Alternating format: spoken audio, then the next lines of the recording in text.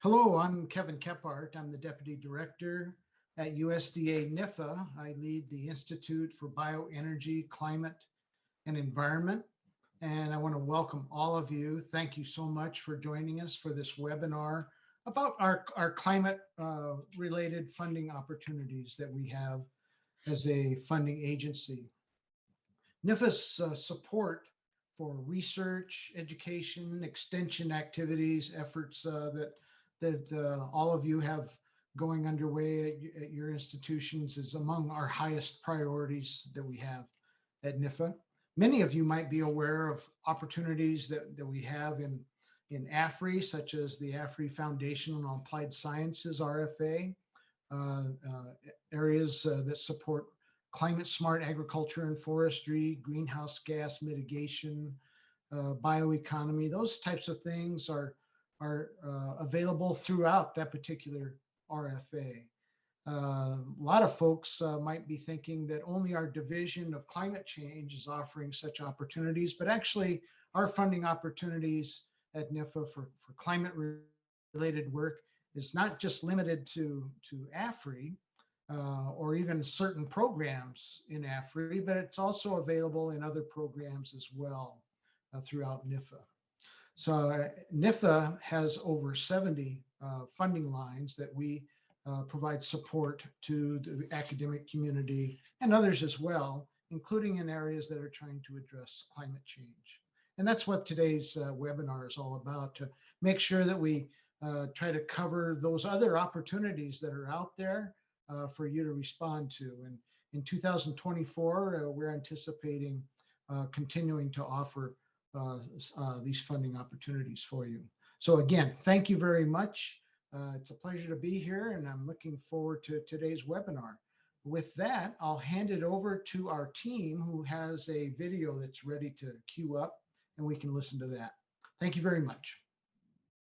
Good afternoon, everyone. I am Dr. Rachel Melnick, and I'm our Division Director for the Division of Global Climate Change at USDA National Institute of Food and Agriculture. I'd like to welcome you to today's webinar on NIFA funding opportunities for climate change research, extension, and education put on by NIFA's Climate Priority Team. This slide contains information for individuals with disabilities to request reasonable accommodations. That language access service will be provided to limited English proficient individuals upon request. That anyone wishing to file a complaint can utilize the phone number, fax number, email, or postal mailing address listed on this slide. Some meeting logistics. This is a reminder that we are recording this webinar. You can call the number on the screen if you need some Zoom support. We will be taking question and answers during a live Q&A session at the end of this webinar. To enter your questions, please put them in the Q&A box. When you're looking for this to be posted, you can go ahead and visit the webpage that's listed here that this webinar was posted on for the recording. So under the leadership of our new director, Dr. Misra, NIFA is working to realize its potential and focus on key needs and opportunities among our workforce, processes, RFAs, reporting systems. We are a fully staffed workforce and have a wide range of staff specifically working on aspects of climate change across all of the NIFA portfolios, including capacity and competitive programs. To provide some insight on how NIFA sets our priorities based upon administrative priorities, we're going to review some key strategic documents. Executive orders are developed to set priorities and goals of the administration and describe how they will be addressed by the administrative branch. Shortly after taking office, President Biden signed Executive Order 14008, Tackling the Climate Crisis at Home and Abroad, which makes tackling climate change a goal across all agencies within the federal government. Recently, in April 2023, President Biden signed Executive Order 14096, revitalizing our nation's commitment to environmental justice, which sets the definition of what environmental justice is, and to have governmental agencies develop strategic plans on how they will address this challenge. After the executive orders, there are also a range of strategic planning documents developed by departments, mission area, and agency that we follow. One is the USDA Strategic Plan. Within the strategic plan, combating climate change to support America's working lands, natural resources, and communities is strategic goal number 1 for the department. Next, the Research, Education, and Economics Mission Area, which is under the USDA Chief Scientist, developed a USDA Science and Research Strategy. Priority 2 of this research strategy is driving climate smart solutions. Lastly, USDA NIFA's own strategic plan has strategic objective 1 of bolstering scientific research to enhance the nation's resilience in response to climate change by embracing innovation and novel approaches. So when we're looking at developing our RFAs and our programs, we use all of these strategic plans to help set the priorities of the programs as they relate to climate change. Another way that NIFA is addressing key administrative priorities is developing an agency-wide priority team approach that gathers staff across not only programmatic institutes, but also grants, budget, communications, policy, etc., to address key challenges and administrative priorities. But how is NIFA coordinating all of the administrative priorities? Through these priority teams, we're working to build intersections, not only amongst our programs, but with the 4 other priority teams. These priority teams address challenges and administrative priorities, which are listed below. To address climate change through climate smart agriculture, forestry, and clean energy, to create more and better market opportunities, to tackle food and nutrition insecurity, to advance racial justice, equity, opportunity, and rural prosperity. NIFA also has a 5th priority team currently focused on workforce development. Through all of our work, we strive to promote the positive role of the youth voice. Today, you'll see how climate change can be funded across a range of programs supported by the agency, not just within AFRI-SAS, but in a wide range of other programs that would support projects that address climate change. Lastly, I have one last slide and just kind of would like to illustrate that truly the climate priority team membership is across the entire agency, and we have a wide range of support amongst several staff. Now I'm going to turn it over to Dr. Rubella Goswami to talk about programs that fund climate smart agriculture and forestry. Programs that fund climate smart agriculture and forestry. There are 3 program areas within NIFA's Agriculture and Food Research Initiative, or AFRI, that clearly fund climate change related work. These include the AFRI Sustainable Agricultural Systems Program, or AFRI-SAS, that has a focus on climate smart agriculture and forestry. And then within the AFRI Foundational and Applied Sciences, RFA, there are programs like the Extension, Education, and USDA Climate Hubs Partnership Program, or the Rapid Response to Extreme Weather Event programs that fund work on climate change. However, here we would like to present you with non-AFRI and AFRI programs outside these 3 program areas that also fund work on climate smart agriculture and forestry to truly highlight how climate change work is funded through programs across the entire agency. Beyond the obvious programs with climate in the title, all the programs listed here at the AFRI Foundational and Applied Science RFA have language to encourage projects related to climate change. In the slide, we wanted to show the breadth of AFRI-FAS programs that could fund climate change relevant work. This slide shows some programs outside AFRI that could fund climate-related work in research, education, and extension. As we're talking of funding climate change work, first and foremost, we would like to highlight that capacity programs fund a wide range of climate-related work as well.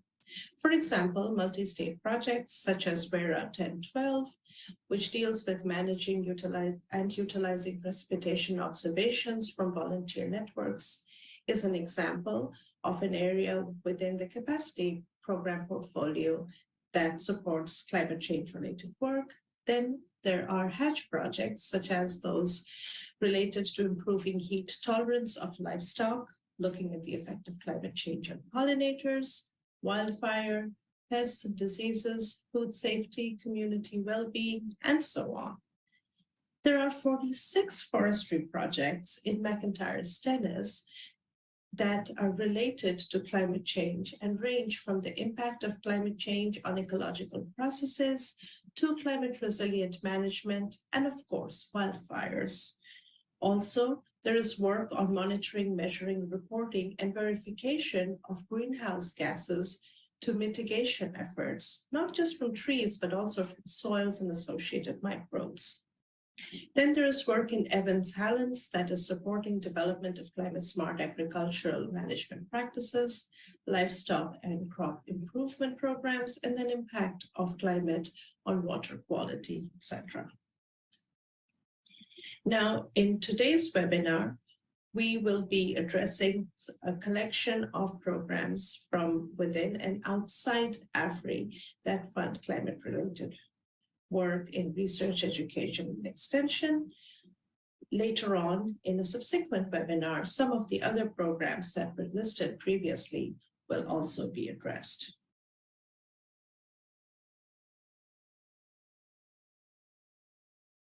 Hello, I am Ray Alley, a National Program Leader with the Graduate Education Portfolio, and I'd like to highlight two programs that support climate-related work. The first program is the National Needs Graduate Fellowship. This program provides institutional grants to support graduate students, new master's and/or new doctoral degree students specifically, in national need areas within the food and agricultural sciences.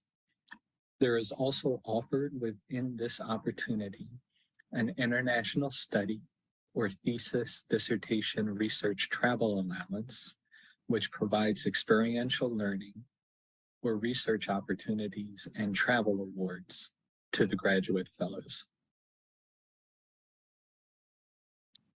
An example of climate-related work supported by the National Needs Fellows Program is entitled Promoting Climate-Smart Forestry through Forest Carbon Management and Sustainable Biomaterials Training by West Virginia University. The goal of the fellowship is to recruit and train 2 doctoral and 2 master's fellows in climate-smart forestry, focusing on forest carbon management and sustainable biomaterials.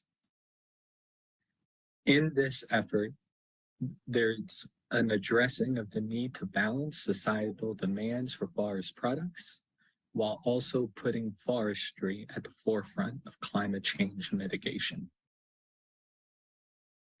Another program supporting climate-related work is the Pre-Doctoral Fellowship Program within the Agriculture and Food Research Initiative's Education and Workforce Development component. Unique to this program is that the pre-doctoral candidate is the sole project director of the proposal. The overall goal of the pre-doctoral fellowships is to develop new scientists and professionals in research, extension, or education fields, and also to help them develop within the private sector, government, or academia. The overall aim is to cultivate future leaders who can solve emerging challenges of the 21st century. And an example of climate-related work supported by the Pre-Doctoral Fellowship Program is entitled Microbial Carbon Cycling Under Climate Change, Using Soil Texture Gradients to Understand Agricultural Carbon Storage from Penn State University. Essentially, the project will explore how agricultural soil carbon dynamics respond to precipitation change, focusing on the role of soil texture in mediating the response. Thank you.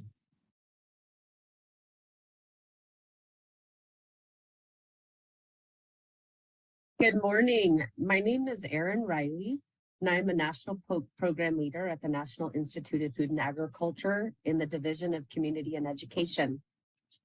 I wanted to talk a little bit today about some programs that we have related to climate change and climate justice. We have one of our programs in our portfolio that's called the Tribal Colleges Research Grant Program. This program is eligible to the 35 tribal colleges and universities that are designated as land-grant tribal colleges. This program does have a collaboration requirement for these colleges and universities, and those collaborations can be between 1862s, 1890s, the McIntyre Stennis Schools of Forestry, or the Agriculture Research Service. These projects are generally 3 to 4 year projects, and there are 5 different project types in the 2023 RFA: the area of expertise, new discovery, applied faculty and community, conference grants, and research experience for undergraduates. I'm going to highlight one of these programs that has directly impacts for climate change on the Kinoa Bay Ojibwa Reservation. So the Kinoa Bay Ojibwa Community College applied for a program in 2021, and the title was Assessing Temperature Trends in Critical Habitat for Sacred Species in the Lance Indian Reservation and Ceded Territories. And they put up over 60 sites in which they measured stream temperature, lake, or wetlands. They measured the vegetation in these areas, and they've been doing this over multiple years to assess the temperature trends within the streams, lakes, and wetlands, as well as to see how the vegetation within these areas are changing. This is to help with the changing climate, as well as off-reservation activities that are occurring, affecting the Kinoa Bay Ojibwa area. The results that they get from this particular project are being given directly to the Natural Resources Department at the Kinoa Bay Ojibwa Tribe Natural Resources Program, and they're making natural resources decisions from the information that is being collected by students and by the faculty member who is the project director for this particular project. This is a great example of how the direct community involvement of research at the tribal colleges can be filtered into natural resources programs on reservations and for tribes so that they can make good, sound natural resources management decisions.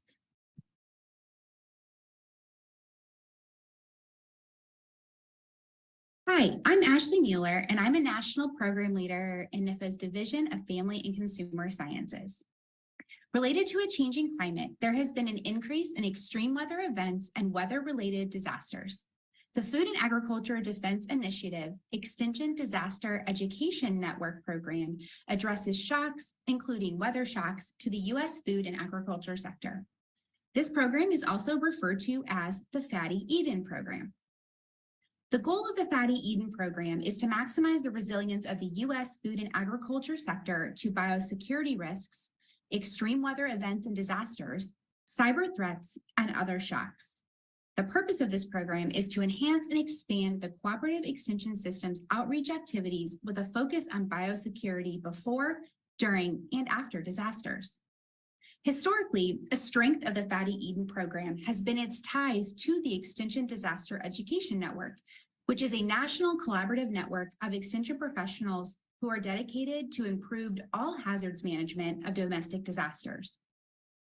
Through the network, extension professionals collaborate to respond to incidents that impact the U.S. food and agriculture sector, create and deliver educational resources and experiences aimed at the phases of the disaster management cycle, which include preparedness, response, recovery, and mitigation, develop and/or enhance their skills and expertise and partner with local, state, regional, and federal organizations and agencies to strengthen collaborations and reduce duplication of efforts and services.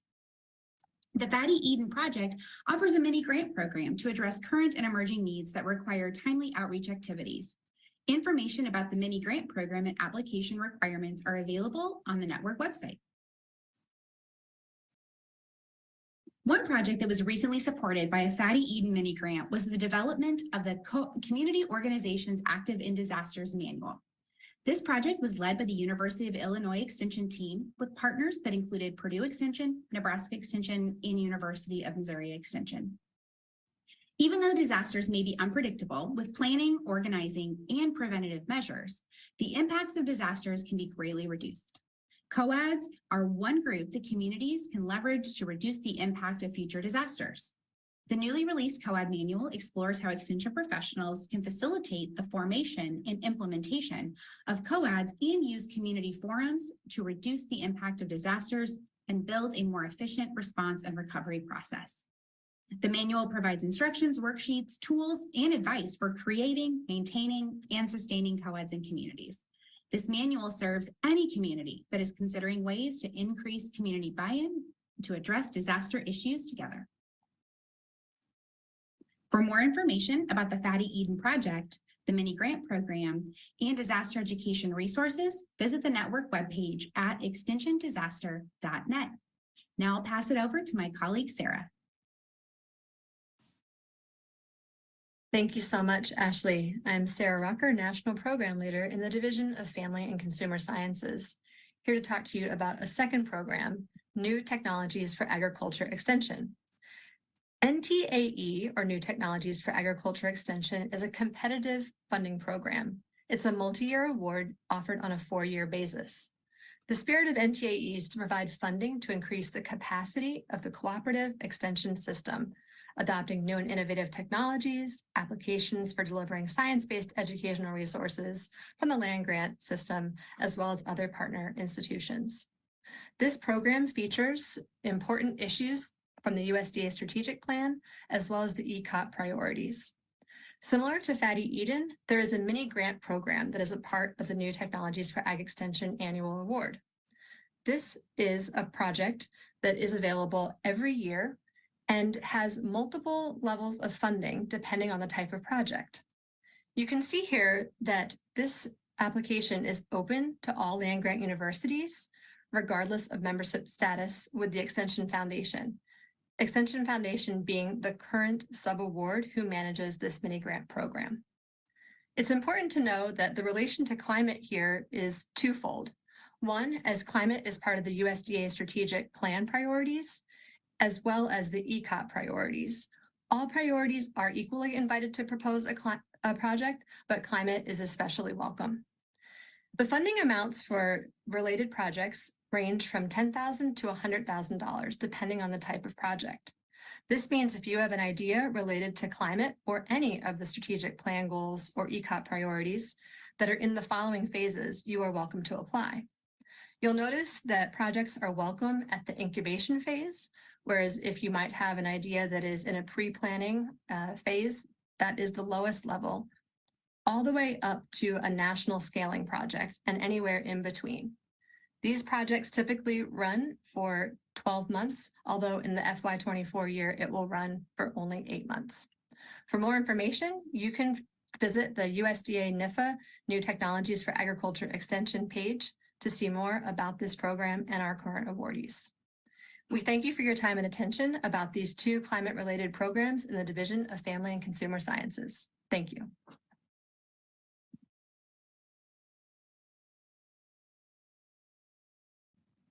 USDA NIFA Beginning Farmer and Rancher Development Program, or BFRDP. The program contact for BFRDP is Dennis Abodaki. His email is available here. Please feel free to reach out to him if you have any specific questions regarding this program. The BFRDP is the only federal program exclusively dedicated to training the next generation of farmers and ranchers. This program is designed to assist beginning farmers and ranchers in entering, establishing, building, and managing successful farm and ranch enterprises. We believe that the keys to successfully helping beginning farmers and ranchers are realizing the unmet needs that would encourage them to stay in farming and enhance their farm income. Some of these needs include things like business planning, financial literacy, access to land, finding adequate acreage with sufficient farm infrastructure and housing to support a new operation, financing and credit, farm production, business and marketing skills. Then there is assisting socially disadvantaged farmers and ranchers to overcome cultural and language barriers, as well as fractionated air properties that can be addressed through this program. The target audience for this program is extremely wide, and this program actually has a very high success rate of about 45% in grant applications. And since 2009 to 2023, it has given out about 600 project grants, 600 awards, amounting to over $250 million. The maximum award per project is $750,000 for a period of 3 years. And the annual budget of this program is about $25 million.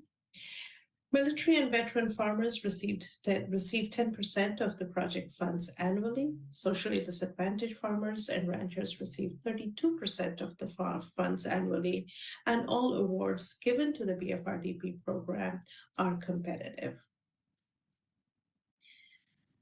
In one of the projects funded through the BFRDP program, where climate smart agricultural practices have been disseminated, is that funded to North Carolina A&T State University. The goal for this program was making farming sustainable through training and practicing climate smart agricultural practices to improve yields, reduce carbon emissions, and increase carbon sequestration. The outputs of this program were training on improper farming activities to elevate carbon dioxide levels in the atmosphere, training on effective crop production technologies that improve carbon sequestration. As you know, climate change is a complex and multifaceted global issue that is influenced by various factors, among which livestock production is a major contributor. Livestock production contributes to climate change in several ways, but primarily through the release of greenhouse gases. The efforts conducted as part of this program, as a part of this project, include conducting several workshops and seminar series that aim at reducing the effect of livestock production on climate change, such as integrated crop livestock systems, which can help reduce the environmental impact of livestock production.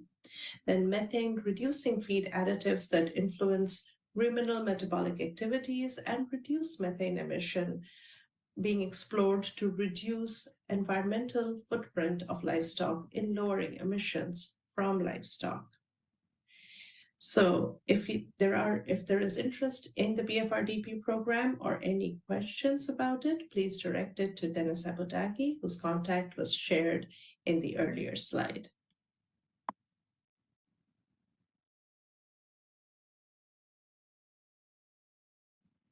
Hello, my name is Vance Owens. I'm a national program leader at NIFA, and I'm just going to take a couple of minutes to talk about the SARE program, Sustainable Agricultural Research and Education.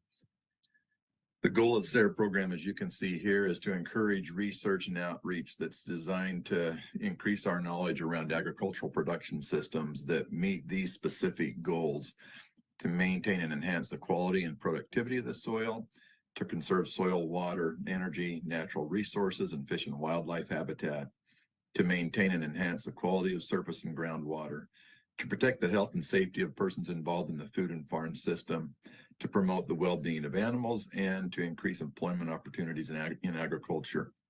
And I think as you would look at these goals, you would be able to see that there is a lot in there that is related to climate change or to climate resilience or to whatever it might be. And so I would hope that you'd be able to see that in those goals. The SARE program is a regionally directed program through 4 regional host institutions in the North Central region. That's at the University of Minnesota. In the Northeast region at the University of Vermont. In the Southern region, that's the University of Georgia. The Western regions at Montana State University. And then there's also what is called the National Reporting, Coordination, and Communications Office. which deals with outreach information and has a lot of really good information related to the SARE program and to SARE projects and to sustainable agricultural in general. And that's at the University of Maryland. Thought I'd share just one quick example of a SARE project that is currently underway in the southern region, titled Alley Cropping Agroforestry as a climate change resiliency strategy excuse me, for vegetable production in the southeastern U.S. So this is a research and education type of proposal, and there are multiple types of grant programs within each region. This one is research and education. It was made to the University of Tennessee for an award amount of $367,000 over a course of 3 years.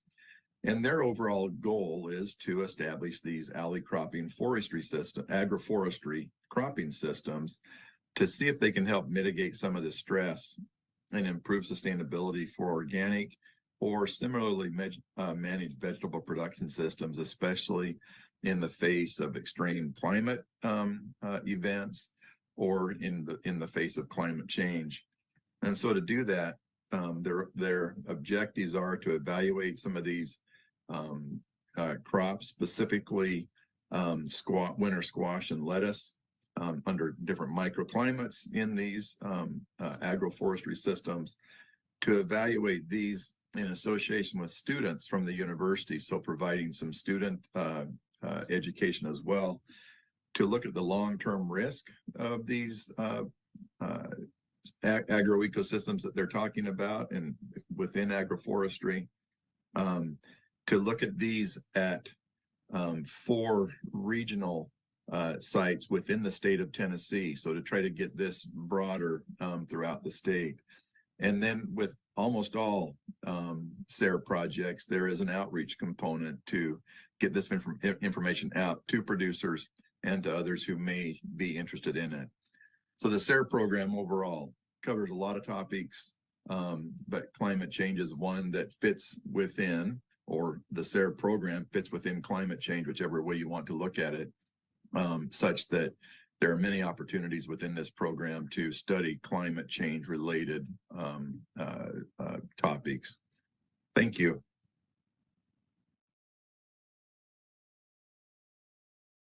Hi, everyone. My name is Jessica Shade. I'm one of the team members on the Specialty Crop Research Initiative, along with Tom Buick and Megan O'Reilly. And this program addresses existing and emerging challenges in the specialty crop, food, and ag space. I listed the legislatively mandated focus areas on this slide, and these come from stakeholders who work with Congress to make sure the program is centered around the challenges that they're facing in the food system. I highlighted the first focus area, research on plant breeding, genetics, et cetera, to improve crop characteristics, because in the RFA, adaptation to climate change is one of the sub areas that is called out. But that's not to discount the other focus areas, because climate change touches on all of them. Threats from pests and diseases, improved production efficiency, new innovations in technology, food safety, all of those are impacted by climate change. So you really have a buffet of focus areas to choose from. SCRI fits in really well with climate change focused projects because it's a transdisciplinary program, which requires projects to look at multiple sides of a challenge and incorporate stakeholders into the project team. And that reflects a lot of the complexity of climate change because it's such a multifaceted issue. So this is one of the programs that you can apply to if you're interested in doing research on climate change. But the caveats are, 1, it has to be on specialty crops. So if you're working on grains or peanuts, this won't work. And 2, these projects are usually on the larger scale of things. One of the projects the SCRI program has funded with a climate change focus is adapting pistachio production to a changing climate. This is out of the University of California, Davis, in collaboration with UC Merced, New Mexico State University, and Purdue. So, like many crops, pistachio orchards have been negatively affected by climate change. They're impacted by reduced winter chill because pistachios have a high minimum chill requirement and they're dioecious. Erratic winter rainfall and snowpack in the Western US limits the supply of water for orchards. So this project works hand in hand with stakeholders such as pistachio nurseries, growers, and processors to increase the resilience of the US pistachio industry to current and future impacts of climate change. They have objectives that are focused on genetics, like developing rootstocks with better resistance to abiotic and biotic stresses and scions with reduced winter chill requirements. They also focus on orchard management, developing irrigation guidelines to reduce water use, optimizing harvest timing and efficiency, and minimizing harvest loss, and improving the characterization of chill requirements.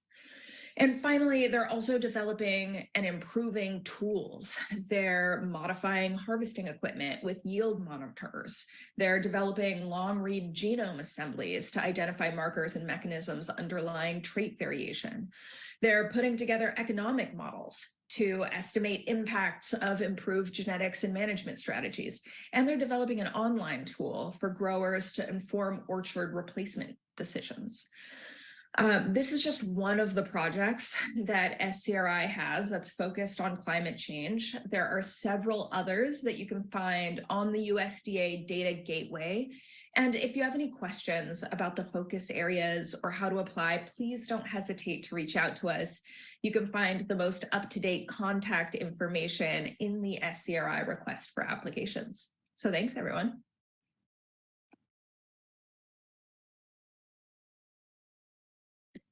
Hello, my name is Vijay Nandula. I'm a national program leader in the Division of Plant Protection in the Institute of Food Production and Sustainability of NIFA. I manage the Crop Protection and Pest Management Program along with Emmanuel PM, a co-NPL. The goal of the Crop Protection and Pest Management Program is to address high priority issues related to pests, including insects, nematodes,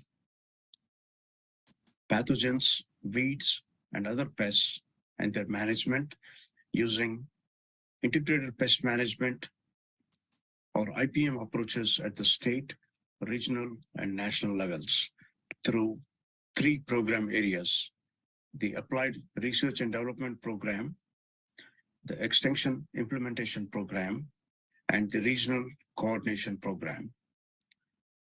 The Applied Research and Development Program funds projects for the development of new IPM tactics, technologies, practices, and strategies through research, single function projects. ARDP also funds IPM adoption through research-led projects and IPM implementation through extension-led projects. The EIP funds projects based on selected priorities intended to increase IPM implementation among the clientele served. The RCP funds projects to increase coordination and improve efficiency of IPM research and extension efforts, facilitate collaboration across states, disciplines, and purposes, and promote further development and adoption of IPM. This is achieved through the 4 regional IPM centers: the Western, the North Central, the Northeastern, and the Southern IPM Center. The Southern Integrated Pest Management Center administers several signature programs, one of which is based on climate change. Climate Smart Pest Management aims to strengthen the resilience of agricultural systems in the face of climate change through a cross-sectoral approach. reducing crop losses due to pest damage, enhancing ecosystem services, and reducing greenhouse gases emissions are three key pillars to climate smart pest management. Obstacles facing the adoption of climate smart pest management exist both at the practitioner level and the institutional level. The Southern IPM Center's Climate Change Signature Program seeks to better understand and facilitate the adoption of climate smart IPM. A participatory approach to regional focus groups and a national adaptive capacity questionnaire will not only identify stakeholder needs and gauge stakeholder resiliency, but also recognize the climate change adaptation and mitigation contributions of IPM users. This program will ultimately strengthen the IPM network, improve IPM collaboration, and increase IPM adoption. Thank you.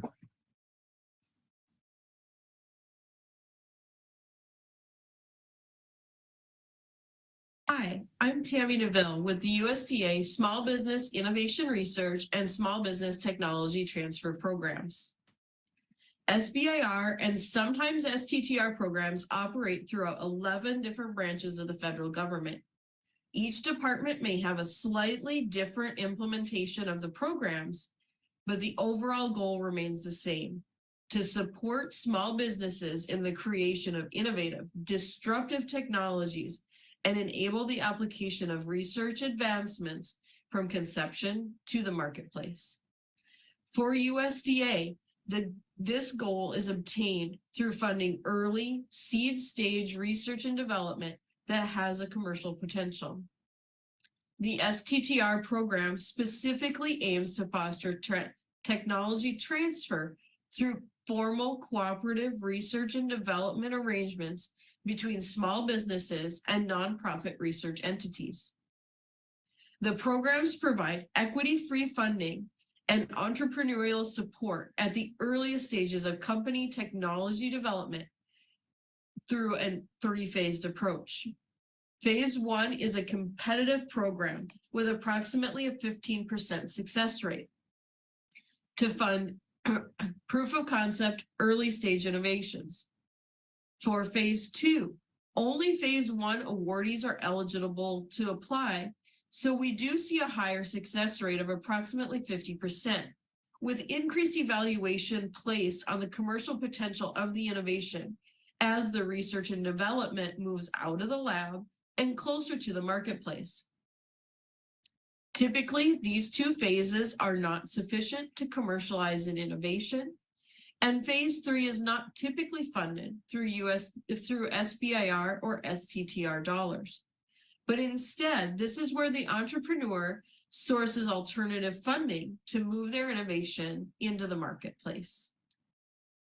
To get us thinking about agriculture with a big A that's really all-encompassing, I have here a small sample of technology areas that have been funded by USDA, SBIR, or STTR in one of our 10 very broad topic areas that encompass many different facets of agriculture.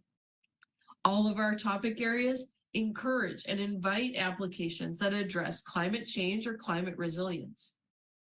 I'd like to take a second to point out the 2 topic areas in the lighter colored bars, 8.6 and 8.12. These 2 topic areas can utilize off-the-shelf technologies in new and innovative ways, whereas the other 8 topic areas must have novel research or innovation. Some of the features of the USDA programs include that the ideas are investigator initiated. Therefore, USDA is not typically going to be the end user of a product. The awards are based on scientific and technical merit, PI and company qualifications, as well as the commercial potential of an innovation. We do allow subcontracting to universities or federal labs. In fact, subcontracting to a nonprofit research entity is a requirement for the STTR program. And we do have an allowance for technical and business assistance that is on top of the maximum award amount.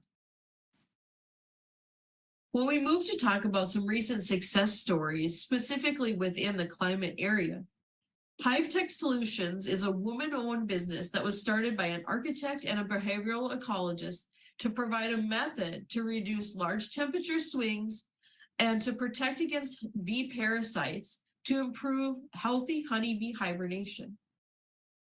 Since launching their bee box, they have expanded their technology to include the barn box that can be used for many different storage solutions. Gross Wind Technologies is a wastewater treatment company from rural Iowa that uses algae grown on vertical conveyor belts to consume nitrogen and phosphorus from wastewater while using sunlight and consuming carbon dioxide from the atmosphere.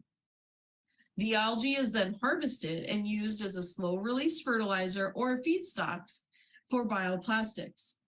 They have expanded from their rural Iowa wastewater treatment plant to deploy their systems throughout the United States. Lastly, headquartered in Portland, Maine, Ocean Renewable Power Company, or ORPEC, uses river currents to generate emission-free electricity, and it connects directly to existing off-grid or microgrid systems using a smart grid technology. The village of Igiug, Alaska has had the longest operating marine energy project in all of the Americas, generating affordable, sustainable, locally produced renewable power for these remote and rural areas. In my last bit of time, I'm going to provide some advice for successful applicants. Provide a vision of where you see your innovation in the future. Sell your importance and how the importance of your project and how it aligns with USDA priorities that are stated in the RFA. Provide a detailed experimental plan. Provide some insight into the commercial potential. And show the connectivity within communities. And think about communities outside of your local town. But lastly, the best advice that I can provide is to read the RFA thoroughly before submitting an application. Again, I'm Tammy Neville with the SBIR and STTR programs.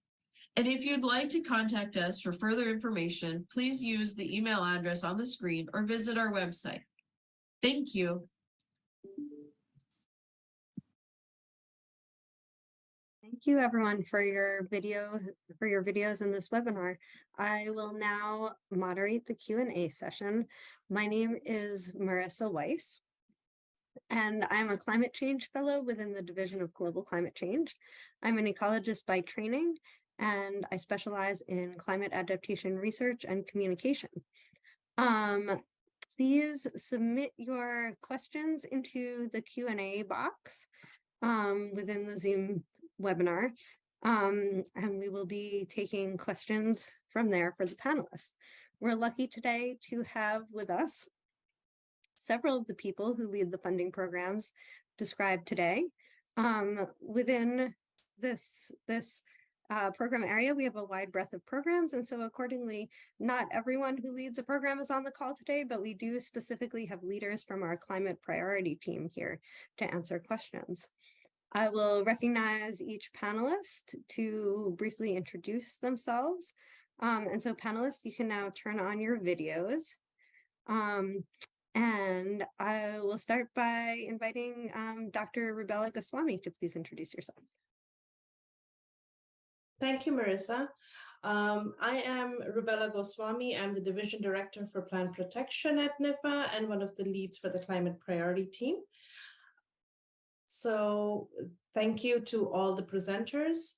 After the introduction, just wanted to bring your attention to a couple of webinars that are coming up.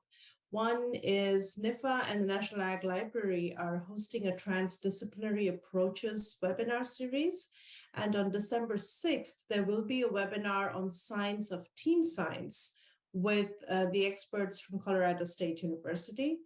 Also, I'd advise you to keep on a lookout at the NIFA events page if you are interested in the webinars, including things on climate change that come up. And specifically in January, there'll be a webinar that is going to be hosted jointly by the Nutrition Security Team and the Climate Priority Team to discuss the interaction of nutrition security and climate change. In addition to this, we are also trying to put together a webinar in spring that will cover some of the other programs that we haven't had a chance today to talk about. With that, I'll pass it back to Marissa. Thank you, and I'll hand it over to Dr. Amy Ganguly to please introduce yourself. Hi, everyone. I'm Amy Ganguly. I'm a national program leader in the Global Climate Division. In addition to being on the Climate Core team, I provide leadership on several of our climate-related programs, some that you'll hear about in other webinars, but I'm here to help address any questions that you have. And back over to you, Marissa. Thank you. And over to you, Dr. Vijay Nandula, please.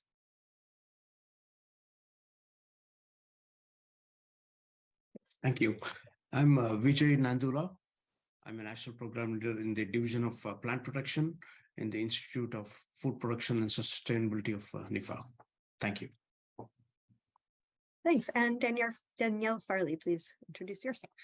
Good afternoon, everyone. Danielle Farley. I am a program specialist in the Institute of Food Production and Sustainability. I work with veterinary services programs as well as a rapid response to extreme weather events AFRI program. And I also serve on the climate priority team. Thank you all for joining us. Great, thank you. And so another invitation to continue adding questions to the chat, the Q&A rather. And I will put questions forth to the panel. And if you would like to answer a question, just please unmute and jump in with an answer. So just to start us off with a general question, what should applicants do if they want to apply to any of these programs? Contact the people who are listed on the RFA. That's the best advice. As a former applicant to NIFA programs, I have to say, we as program staff are very excited to talk to potential applicants. We see our job as supporting applicants as well as our awardees. And so don't be shy, reach out, try to set up a meeting. And if you don't hear back from people, reach back out again. Sometimes we receive a lot of emails. So that's, I think, probably the single best advice I could offer. Yeah, the other thing, just to add to what Amy said, also the NIFA website does have a lot of information. There are informations organized by topic areas, there are RFA timelines, there are RFAs, of course, and then there are also program pages. So you can look at the website to get an idea of what are the different programs that are available in your area of interest. There is also a listing of the national program leaders and their contact information with the special the programs and their specializations in there as well. Another advice I tend to give to applicants, which helps, is NIFA's funded programs or funded projects are available on the public-facing NIFA Data Gateway site. And that's a very useful resource if you are looking for a particular program, what sort of things are funded, or a keyword or a subject area. Just you can go in there and search to get a picture of what's been funded and the sort of things that are addressed by different programs. Great, thank you. And then I would like to just call everyone's attention to the chat, where there's been a question answered in the chat about where can you find out about what are the available programs to apply to and what are their deadlines. Amy, would you like to just say a few words about what information you can find on the website as well?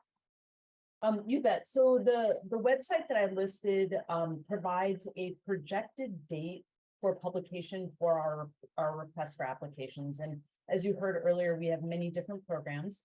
One other thing I'd like to mention, there's several places that you can subscribe to that will likely also provide you this information. Register for our news updates through NIFA. And also I would encourage you to get onto grants.gov and register for some notifications. All of these are really useful places to check out. Also by subscribing to the NIFA news, you'll receive notifications for our various webinars and other programs of interest. Great. Thank you, Amy. And I just want to call everyone's attention also to the webinar chat, where there's some links coming in that you can use for further information and to sign up for the NIFA newsletter, which has these kinds of announcements.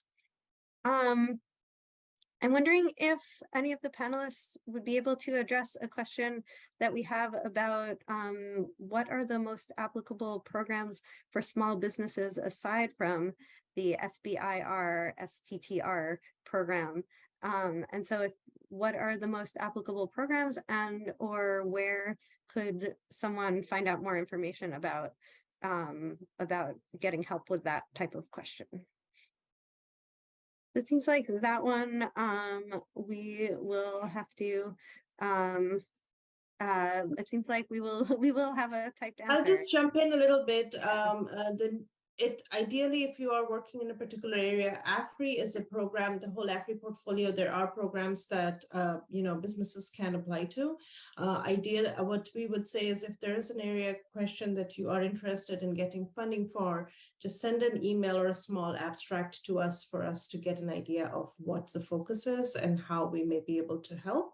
I noticed Rachel was typing something in the chat. If you want to add something, Rachel, please go ahead. Thank you. Yes, Amy, go ahead. Actually, go ahead. I see a hand raised. One other thing I was going to add to what Rubella just said. For people that are associated with businesses or, say, non-academic institutions, one thing that's really important to do as you look at a specific program and that request for application is look at the eligibility requirements. There are many, many programs available that you would be eligible for, but it's always important to verify that. And if you do have questions, reach out to programs. And just to add to that, thinking about what programs would best suit a small business, it really depends on what your intention is and what you're attempting to do with the funding. So if you're doing research-based work, you can probably find funding opportunities within AFRI and non-AFRI programs. Also, if you're thinking about doing outreach activities that are education focused and you are a small business, a lot of our extension focused programs are not limited to,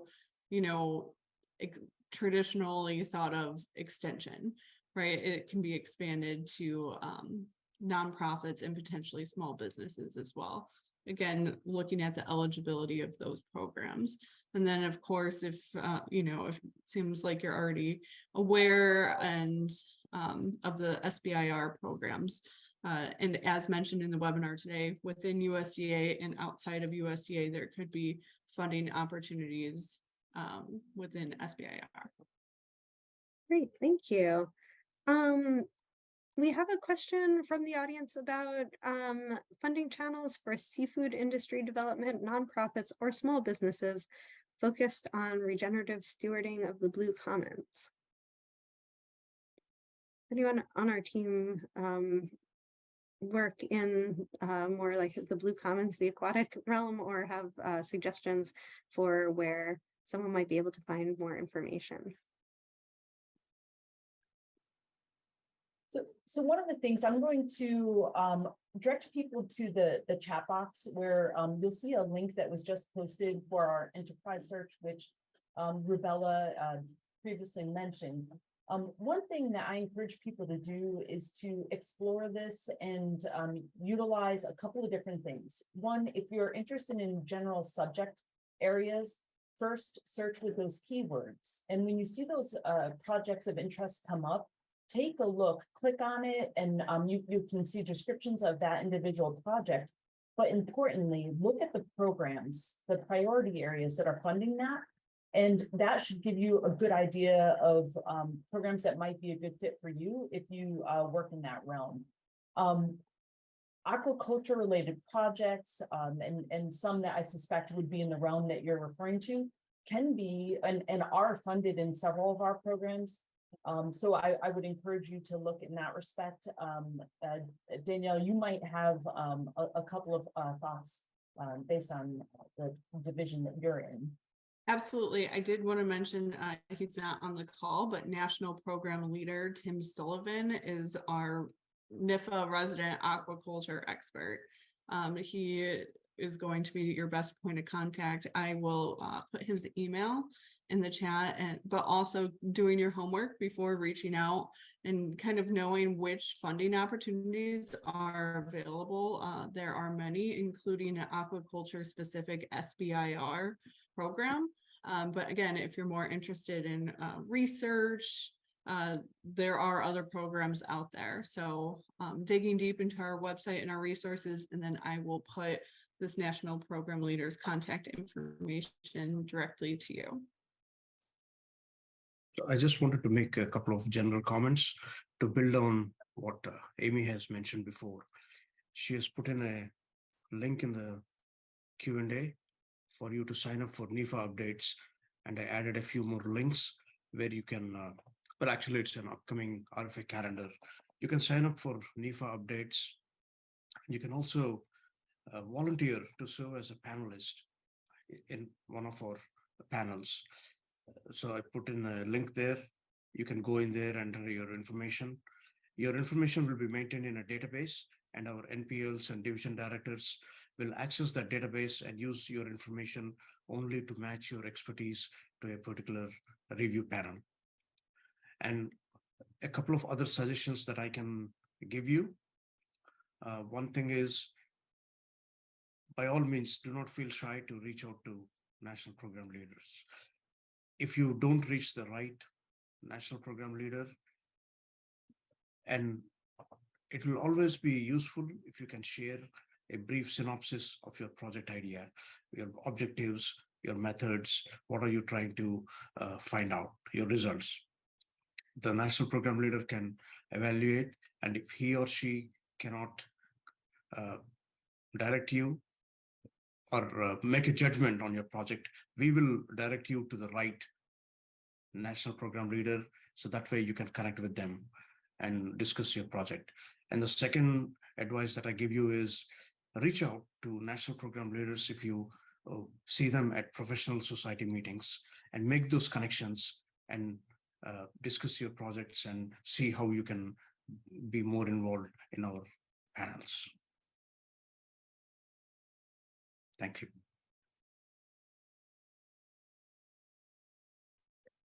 I am noticing that Kelly Sobel has a hand raised, and one of our hosts can unmute you. We'd love to hear your question.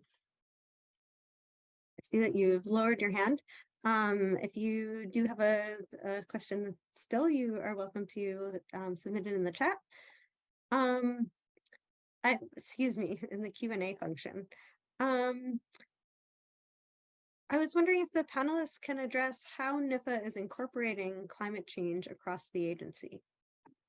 So apart from just highlighting the different programs that we have listed here and will continue to address, talk about where climate changes come in, we have incorporated climate change in a lot of the RFAs. You will see that language coming up at different places, and then also working with our applicants and with the scientific community overall, encouraging them to think about approaching the issues the issues or the areas they work with in relation to climate change. And that's why we are getting more and more things coming up. There are also efforts that, like Vijay mentioned with the CPPM, with our IPM centers, where they are starting signature programs. These are initiatives that are funded through NIFA, and then those different outreach agencies are also giving out small grants. There are other options that are coming up as well. Amy, want to add something? I saw you unmuted. Yeah, so I think you addressed it perfectly. You know, with when we think of climate change programs, that's a huge priority. And if you look at the USDA strategic plan and follow those kind of items, you'll see that we design our programs to be highly responsive to that. And I'm going to take a moment to share something that I often offer people as advice. And you know, some people might contact us and say, I do work, or what program or program area should I apply to? My body of work is X, Y, or Z, right? We are wanting people to change the way that they're thinking about it and look at our programs and the innovations that we are trying to get people to go after, right? How can we push the needle forward in climate smart ag and forestry and change the way that you're thinking about it? So you might do work in this realm that could probably fit into many of our programs, but you have to be responsive to that specific call. And so it does take a little bit of time to investigate these programs, and that's why that tool, the Data Gateway, is such a useful tool for you to use, and reaching out to people. But Rebelli, as you said, you'll see climate sprinkled throughout our programs. And so as you look at the differences of these different programs, think about how your body of work and your interests can be used to help spur, use our priorities to spur innovation. Okay, thank you. Did we have another question in the chat? Wondering about when NNF will be open for 2024. Is there a way to learn further ahead, 6 months to a year ahead, to better prepare for when to reach out to a program lead? Anything specific on sensors and soil as well? So I think the NIFA RFA calendar link was shared in the chat. That is a good place for you to go in and get, you know, go in and look at when the RFAs are expected to come out. And we try to keep it more or less updated.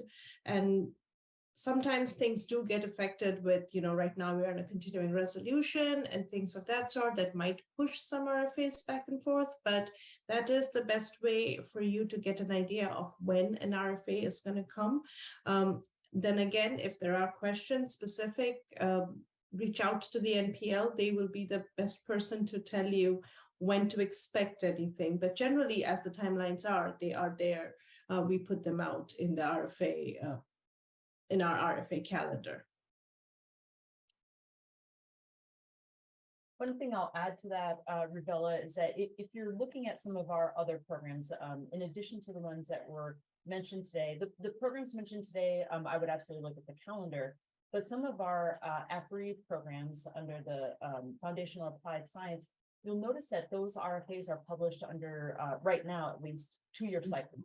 And so that is extremely helpful. We typically do not have major changes from year to year. So that's just something to reflect on, in addition to what Rubella said. Right, thanks for mentioning that, Amy.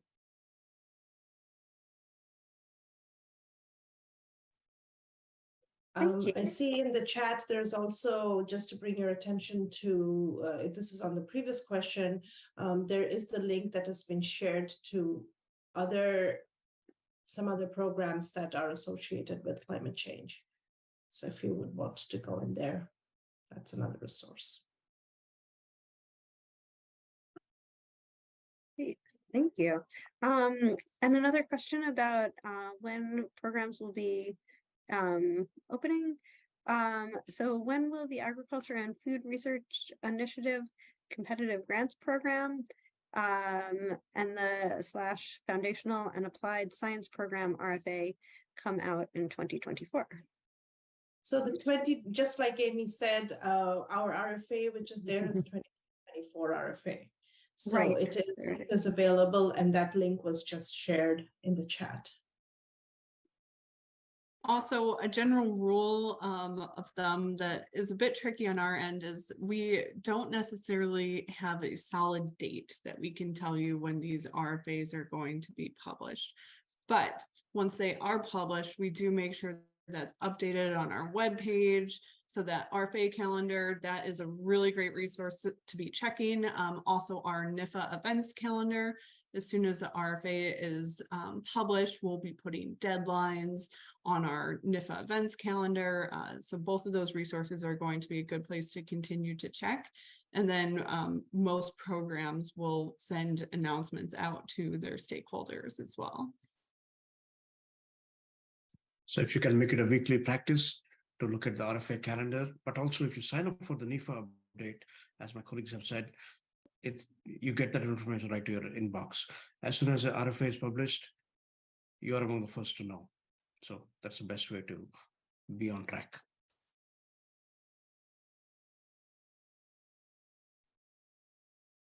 Great. We do have one more question in the that's come in the Q&A. It's a question about how USDA NIFA works with NSF. And the person who's asking is particularly interested in the SITS program and is interested to know as well a contact. Sorry, I have laryngitis, why I haven't been answering. I'm probably the most knowledgeable about the Signals on the Soil program. Right now, we cannot provide any insight about what will be moving forward with Signals in the Soil. There's still a conversation going on with NSF on that, so I can't tell you about the next date. However, if you look at the solicitation page, there are 3 contact information that you can reach out about the program. So it's Jim Dobowolski at NIFA, Stephen Thompson at NIFA, and Sandeep Kumar. And I will drop that link in the chat for you. Great. Thank you. So that concludes our contributed questions from the audience. We have a couple of minutes left if any panelists would like to leave us with any closing thoughts. I'll just open the floor one more time. You know, one of the main purposes of this webinar was to really showcase unusual suspects and different programs that you could consider applying to with the theme of climate change being the focus outside of those climate specific programs. So we hope you do consider that. Also, in thinking about these unusual suspects, you know, it could open doors for potential collaboration with other folks at your, you know, university or research institution, or, you know, crossing other borders in different topic areas to submit, you know, interdisciplinary proposals. Just an idea, and thank you for considering that and joining us today. I'd like to thank our speakers, our panelists, and everyone who attended this webinar one more time. Thank you so much for joining us today.